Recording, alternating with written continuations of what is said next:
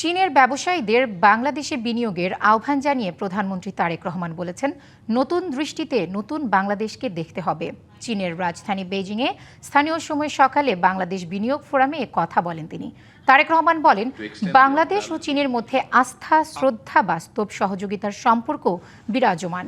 বিগত বছরগুলোতে এই সম্পর্কটি কূটনীতি থেকে উন্নয়ন থেকে বাণিজ্যে এবং এখন বাণিজ্য থেকে আরও গভীর শিল্প অংশীদারিত্বে রূপান্তরিত হয়েছে। তারেক রহমান বলেন, বাংলাদেশ এক বিশাল অর্থনৈতিক ও প্রশাসনিক রূপান্তরের মধ্য দিয়ে যাচ্ছে।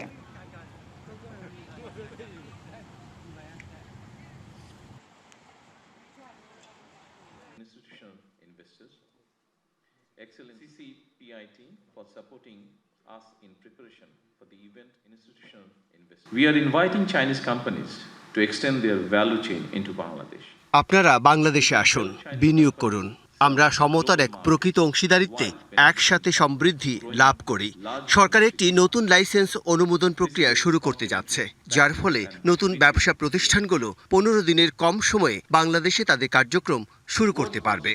আমরা সম্প্রতি জাতীয় বাজেট ঘোষণা করেছি, যেখানে আমরা নবায়নযোগ্য জ্বালানি, ফার্মাসিউটিক্যালস, স্বাস্থ্যসেবা, ইলেকট্রনিক্স, ডিজিটাল পরিকাঠামো, কৃষি প্রক্রিয়াজাতকরণ এবং উন্নত বস্ত্রশিল্পের মতো আমাদের অগ্রাধিকার প্রাপ্ত খাতগুলোর জন্য খাতভিত্তিক প্রণোদনা ও নীতিগত সুবিধা ঘোষণা করছি।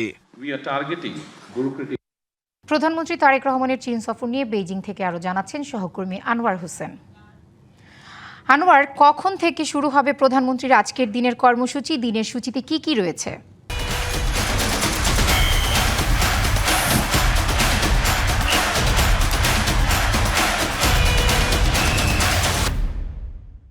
পিয়া, যেটি আপনি খবরেই দেখাচ্ছিলেন যে প্রধানমন্ত্রী তারেক রহমান এই চীন সফরে আজকে অর্থাৎ খুবই গুরুত্বপূর্ণ যে মিটিং যেটি তিনি অংশগ্রহণ করেছেন সেখানে কথা বলেছেন।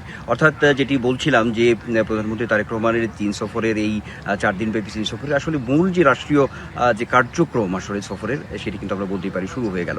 তিনি কিন্তু একদম মোটা দাগে উদাত্ত আহ্বান জানালেন যে বাংলাদেশে বিনিয়োগ করার জন্য আসলে বিশেষ করে ব্যবসায়ীদের। তিনি তার যে দীর্ঘ বক্তব্য সেখানে কিন্তু একদম মোটা দাগেই বিষয়গুলো আসলে উঠে এসেছে। যে কথাগুলো আসলে যে বিশ্লেষণের জায়গাগুলো আমরা দেখছিলাম এই সফরকে কেন্দ্র করে, তারই একটি অন্যতম বহিঃপ্রকাশ ঘটল, এটা আমরা বলতে পারি। যদি তার বক্তব্য ধরে যদি একটু পিন পয়েন্টের জায়গা থেকে একটু বলি, তাহলে বলতে হবে যে এই বিনিয়োগের জন্য তিনি আসলে এটি প্রথম অনেকটাই যেটি বলা হচ্ছে যে চীনে একটি বিনিয়োগ কার্যালয় যাতে প্রতিষ্ঠা করা যায় হবে এমন একটি লাইসেন্সের ব্যবস্থা প্রণয়ন করা হবে, যাতে করে 15 দিনের মধ্যেই আসলে সবগুলো এই যে কার্যক্রম, অর্থাৎ আমরা দেখেছি যে বিনিয়োগে যে ঘাটতির জায়গাগুলো বিগত সময়গুলোতে ছিল, সেখানে এই যে কিছু পদ্ধতি ছিল সেই বিষয় থেকে বের হওয়ারও তিনি কিন্তু একটি বার্তা প্রধানমন্ত্রী তারেক রহমান দিয়েছেন। অর্থাৎ বিনিয়োগকে কিভাবে আসলে আকর্ষিত করা যায়, আকর্ষণের জায়গায় তার এই বক্তব্যে উঠে এসেছে এমনটা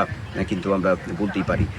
সেই হিসেবে আজকের এই বক্তব্য, বিশেষ করে বাংলাদেশ ইনভেস্টমেন্ট ফোরাম শীর্ষক যে কনফারেন্সে তার যে বক্তব্য, তাতে করে যে বিষয়গুলো নিয়ে আলোচনা হচ্ছিল এতদিনে, সেটির কিন্তু একটি দিক নির্দেশনা আসলে পাওয়া গেল, এমনটা কিন্তু আমরা আসলে বলতেই পারি। এবং প্রধানমন্ত্রী তারেক রহমান যে কথাগুলো আসলে বলার চেষ্টা করেছেন, একটি জায়গায় তিনি বলেছেন যে সব যে একেবারে নিখুঁত হয়ে যাবে, বিনিয়োগের পরিবেশটি যে একেবারেই স্বচ্ছতা বা একটা নিখুঁতের পরিমাণ হবে, সেটি তিনি বলেছেন। কিন্তু তিনি একটি অঙ্গীকারও করেছেন যে একেবারেই যে নির্দ্বিধায় বিনিয়োগ করা যেতে পারে বাংলাদেশে, সেই কথাটি কিন্তু তিনি তার বক্তব্যে তুলে ধরেছেন। আজকের কার্যক্রমের আরেকটি দুটি দিক একটু বলতে চাই, সেটি হচ্ছে যে বিএনপি এবং চীনা কমিউনিস্ট পার্টির মধ্যে একটি সমঝোতা স্মারক স্বাক্ষর হয়েছে। সেখানে তথ্যমন্ত্রী এবং সেই সঙ্গে মুখ্যমন্ত্রী সেখানে উপস্থিত ছিলেন। একই সঙ্গে আরেকটি কার্যক্রম এরই মধ্যে সম্পন্ন হয়েছে। প্রধানমন্ত্রী তারেক রহমান আমরা দেখেছি যে চীনা কমিউনিস্ট পার্টির কেন্দ্রীয় কমিটির যে একজন মন্ত্রী, তার সঙ্গে কিন্তু সৌজন্য সাক্ষাৎ করেছেন।